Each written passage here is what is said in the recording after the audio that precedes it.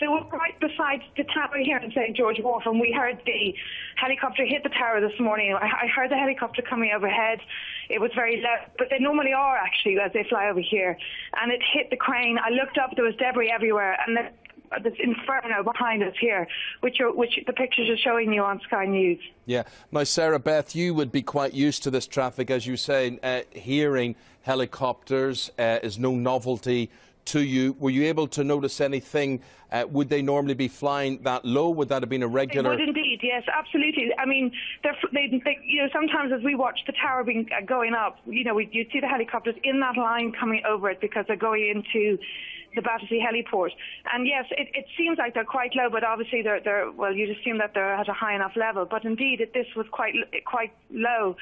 It's 50 floors high, the tower, and the crane is literally sitting perched above us. And as it flew over, it hit it, and yeah, this inferno happened. Sarah Beth, what we're seeing now on our screen, in our split screen, we can see what's left off the crane. You're talking about the tower behind it being 50 floors high. That is St George Wharf Tower that we're talking about there, and that is the crane that this chopper, yes, this Augusta.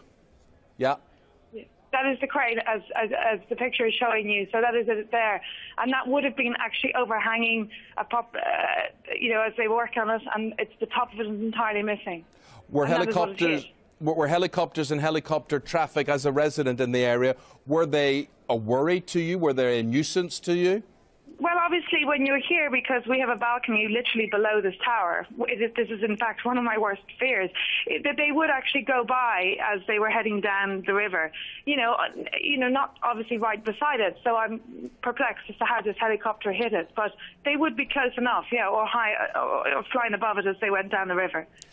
And Sarah Beth, just looking around outside at the moment, we have the tube station, the train station, we have the road bringing people into the City of London this morning. How busy would things be at this time of the day?